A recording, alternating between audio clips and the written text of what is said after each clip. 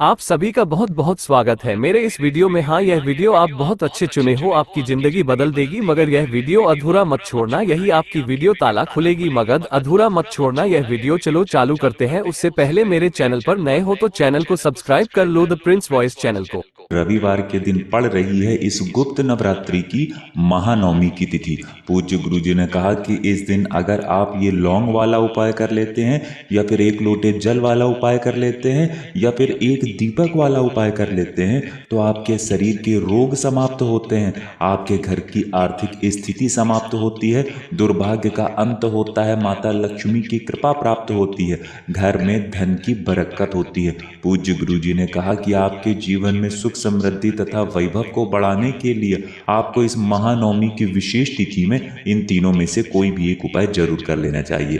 तो चलिए जानते हैं गुरु जी द्वारा बताए गए इन विशेष उपायों के बारे में। लेकिन उससे पहले एक प्रार्थना, अगर आप चैनल पर नए हैं तो कृपया चैनल को सब्सक्राइब अवश्य कर लें। देखिए, आज का ये वीडियो हम सभी के लिए बहुत ही खास होने वाला है, क्योंकि इस वीडियो में हम लोग पूज्य गुरु जी द्वारा बताए गए कुछ बहुत ही खास उपायों के बारे में जानेंगे। ये उपाय आपको इस रविवार के दिन पड़ने वाली नवमी की तिथि में करना है। गुरु जी कहते हैं कि इस नवमी की तिथि में आपको माता रानी की तथा महादेव की और साथ ही साथ भगवान विष्णु की एक साथ कृपा प्राप्त करने के लिए ये विशेष उपाय जरूर करने चाहिए। तो चलिए जानते हैं पूज्य गुरु जी द्वारा बताए गए सबसे पहले उपाय के बारे में।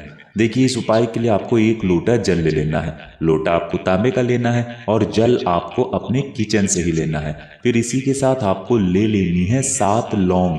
7 यानी 7 लौंग। आप जो भी लेंगे वो टूटी हुई नहीं होनी चाहिए, खंडित नहीं होनी चाहिए, लौंग पूर्ण होनी चाहिए। अब देखिए, सिर्फ ये 2 सामग्री लेकर आपको शिवालय पहुंच जाना है। पूरे दिन में किसी भी समय आप इस उपाय को कर सकते हैं। अब आप सबसे पहले जो एक लोटा जल लेकर आए हैं उसको धीरे धीरे शिवलिंग के ऊपर समर्पित करते जाइए तथा लगातार श्री शिवा नमस्तुभ्यम मंत्र का स्मरण करते जाइए। इसके बाद आप जो 7 लौंग लेकर आए हैं, 7 लौंग ध्यान रखिएगा आप फूल वाली लीजिएगा, यानी लौंग पूरी लीजिएगा। ये फूल वाली लौंग जैसी आपको दिखाई जा रही है ऐसी ही आपको 7 लौंग लेनी है।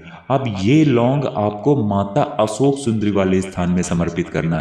देखिए, शिवलिंग में जो हम लोग जल चढ़ाते हैं वो जल जलाधारी से होते हुए नीचे जाता है, तो जो जलाधारी वाला स्थान होता है वही माता अशोक सुंदरी का स्थान होता है। और इसी स्थान पर आपको ये 7 लौंग समर्पित कर देनी है। और 7 लौंग समर्पित करते हुए आपको अवधूतेश्वर महादेव का स्मरण करना है। कौन से महादेव का?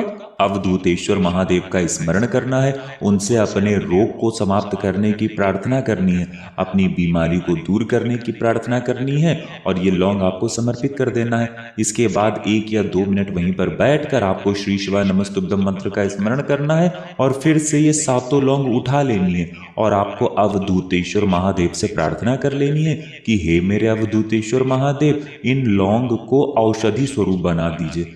पूज्य गुरु जी कहते कि अवधूतेश्वर महादेव से आपको ये औषधि स्वरूप प्राप्त हुई लौंग लेकर अपने घर आ जाना है और अपने घर पर आकर इन लौंग का आप एक एक करके सेवन करते जाइए। देखिए, एक दिन में 1 लौंग का आप सेवन करते जाइए, यानी इसको खाते जाइए, यानी इसका आचमन करते जाइए और आप अवधूतेश्वर महादेव से प्रतिदिन यानी हर रोज प्रार्थना करते जाइए। गुरु जी कहते हैं कि अगर कोई भी व्यक्ति रविवार के दिन पड़ने वाली नवमी की तिथि में इस विशेष उपाय को कर लेता है तो कुछ ही दिनों के अंतर्गत महादेव की कृपा से उसके रोग में आराम मिलना शुरू हो जाता है। देखिए, ये 7 लौंग आपको 7 दिन में समाप्त करनी है और जब जब आप ये लौंग खाएंगे तब आप अवधूतेश्वर महादेव से प्रार्थना करते जाएंगे कि मेरी बीमारी को, मेरे रोग को समाप्त करने की कृपा करें। तो जिन लोगों के शरीर में कोई बीमारी हो गई है वो इस अचूक उपाय को जरूर करिए। अब जानते हैं पूज्य गुरु जी द्वारा बताए गए दूसरे खास उपाय के बारे में। देखिए, गुप्त नवरात्रि की महानवमी की तिथि इस रविवार के दिन पड़ रही है, तो आपको सबसे पहले एक दीपक ले लेना है। दीपक आप चाहें तो मिट्टी का ले ले या फिर अपने घर पर शुद्ध आटा मारकर उसका भी दीपक आप तैयार कर सकते हैं। इस दीपक में आपको शुद्ध देसी घी का प्रयोग करना है और साथ ही साथ लंबी रुई की बत्ती का प्रयोग करना है। लंबी रुई की बत्ती का प्रयोग हम लोग माता रानी के निमित्त करते हैं।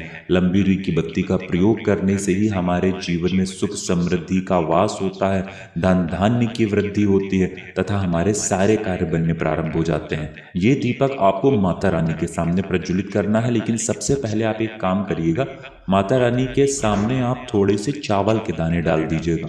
थोड़े से चावल के दाने डाल दीजिए, माता रानी को कुमकुम लगा दीजिए। कुमकुम लगाने के बाद उनको कुछ भोग समर्पित कर दीजिए। आप चाहें तो कोई मिठाई समर्पित कर दे, या फिर केले का फल समर्पित कर दे, या फिर कोई भी फल समर्पित कर दे। माता रानी को लाल रंग के फूल अत्यधिक प्रिय होते हैं, तो आप लाल रंग का कोई फूल भी समर्पित कर सकते हैं। चाहे तो गुलाब समर्पित कर दे या कोई भी लाल रंग का फूल समर्पित कर दे। उनको अच्छे से भोग लगा दीजिए, लाल रंग का फूल समर्पित कर दीजिए। उसके बाद ये जो चावल के दाने आपने रखे हैं, इसी के ऊपर आपको ये दीपक रख देना है और इस दीपक को प्रज्वलित कर देना है। दीपक को प्रज्वलित करने के बाद आप इसका मुख उत्तर दिशा की तरफ रखिएगा। देखिए, दीपक की जो बत्ती है, लंबी रुई की बत्ती का आपने प्रयोग किया है, तो इस दीपक की जो बत्ती का मुख है वो आप उत्तर दिशा की तरफ रखिएगा। उत्तर दिशा की तरफ रखते हुए इस दीपक को प्रज्वलित कर लीजिएगा और फिर वहीं पर बैठकर आपको कम से कम 108 बार ओम दुम दुर्गाय नमः इस मंत्र का स्मरण कर लेना है। कौन से मंत्र का? ओम दुम दुर्गाय नमः इस मंत्र का स्मरण कर लीजिए। माता रानी से प्रार्थना कर लीजिए कि हे मेरी माता रानी, मेरे घर में आइए। मेरे घर में जो भी दुर्भाग्य चल रहा है या फिर मेरे जीवन में जो भी कष्ट चल रहे हैं, जो भी समस्याएं चल रही हैं, चाहे वो समस्या धन से संबंधित हो, चाहे वो समस्या परिवार की कलह से संबंधित हो, लड़ाई झगड़े से संबंधित हो, इनको समाप्त करके मेरे घर में वास करने की कृपा करिए। मेरे घर में सुख शांति की वृद्धि करने की कृपा करिए। ऐसी प्रार्थना करते हुए आपको ये मंत्र का कम से कम 108 बार जाप करना है और फिर इसके बाद आपको वो दीपक वहीं पर छोड़ देना है। पूज्य गुरु जी कहते हैं, गुप्त नवरात्रि की इस विशेष तिथि में, यानी इस महानवमी की तिथि में अगर हम लोग माता रानी के लिए ये दीपक प्रज्वलित कर देते हैं तो इससे हमारे जीवन में सुख समृद्धि तथा वैभव की प्राप्ति होती है। तो दोस्तों, इस विशेष उपाय को भी आप जरूर करिएगा। अब जानते हैं गुरु जी द्वारा बताए गए तीसरे खास उपाय के बारे में। ये उपाय आपके जीवन में धन की वृद्धि करने के लिए है। इस उपाय के लिए भी आपको एक दीपक ले लेना है। दीपक आप चाहें तो मिट्टी का ले सकते हैं या फिर आप अपने घर पर शुद्ध आटा मारकर उसका भी दीपक तैयार कर सकते हैं। इस दीपक में आपको लंबी रुई की बत्ती का प्रयोग करना है और साथ ही साथ घी का प्रयोग करना है। घी अगर गाय माता का मिल जाता है तो यह आपके लिए सबसे उत्तम रहेगा। देखिए, अब ये दीपक लेकर आपको पहुंच जाना है किसी भी आंवले के वृक्ष के नीचे। देखिए, नवमी की जो तिथि होती है, रविवार की जो नवमी की तिथि होती है, वो भगवान विष्णु को समर्पित होती है और भगवान विष्णु का निवास आंवले के वृक्ष में बताया गया है। भगवान विष्णु का निवास पीपल के वृक्ष में बताया गया है। भगवान विष्णु का वास कई वृक्षों में बताया गया है, जिनमें से एक आंवले का वृक्ष भी होता है। तो आपको अपने घर के आसपास जो भी आंवले का वृक्ष दिखे वहां पर आपको पहुंच जाना है। वहां पर पहुंचकर आपको ये दीपक वहीं रख देना है। पेड़ की जड़ के आसपास आप दीपक रख दीजिए और इस दीपक को प्रज्वलित कर लीजिए और फिर उसके बाद आपको भगवान विष्णु से प्रार्थना कर लेनी है। आपको अपने जीवन में चल रही धन की समस्या को दूर करने की भगवान विष्णु से प्रार्थना कर लेनी है और फिर उस आंवले के वृक्ष की आपको कम से कम 7 बार परिक्रमा कर लेनी है। क्लॉकवाइज दिशा में आपको इस आंवले के वृक्ष की 7 बार परिक्रमा कर लेनी है और अपने जीवन में चल रही धन की समस्या को दूर करने की प्रार्थना करते हुए फिर वापस अपने घर आ जाना है। गुरु जी ने कहा कि रविवार की नवमी की तिथि में जो भी व्यक्ति आंवले के वृक्ष के नीचे दीपक प्रज्वलित करता है तो उसके जीवन में चल रही धन की समस्या हमेशा के लिए समाप्त हो जाती है। तो दोस्तों, इस विशेष उपाय को भी अगर आपके जीवन में धन की समस्या चल रही है तो आप जरूर करिएगा। देखिए, गुप्त नवरात्रि की विशेष तिथि समाप्त हो रही है और ये पूरी गुप्त नवरात्रि हो या नवरात्रि हो, ये माता रानी को ही समर्पित होती है और हम लोग माता रानी का स्वरूप कन्या में देखते हैं। यानी अपने घर के आसपास हमें जो भी कन्या दिखाई पड़े, 2 वर्ष से लेकर 9-10 वर्ष के बीच की जो भी कन्या हमें अपने घर के आसपास दिखाई पड़े, हमें उस कन्या को माता रानी का स्वरूप ही मानना चाहिए। और इन गुप्त नवरात्रि के पूरे 9 दिन में हम लोग कोई उपाय कर पाएं या ना कर पाएं, कोई पूजा कर पाएं या ना कर पाएं, कोई दीपक प्रज्वलित कर पाएं या ना कर पाएं, लेकिन जाते जाते यानी इस नवमी की तिथि को समाप्त होते होते अगर आप एक छोटा सा कार्य कर लेते हैं तो आपको पूरी गुप्त नवरात्रि का फल मिल जाता है। देखिए, आप किसी भी कन्या को या तो भोजन करा दीजिए, कोई भी कन्या हो उसको आप अपने घर पर बुलाइए, उसके चरणों को धोइए। चरणों को धोने से सीधे हम लोग माता रानी के ही चरणों का आशीर्वाद प्राप्त करते हैं। उस कन्या को अपने घर पर भोजन कराइए, कुछ मीठी सामग्री पवाइए, 5 रुपए या 10 रुपए उस कन्या को भेंट स्वरूप प्रदान करिए।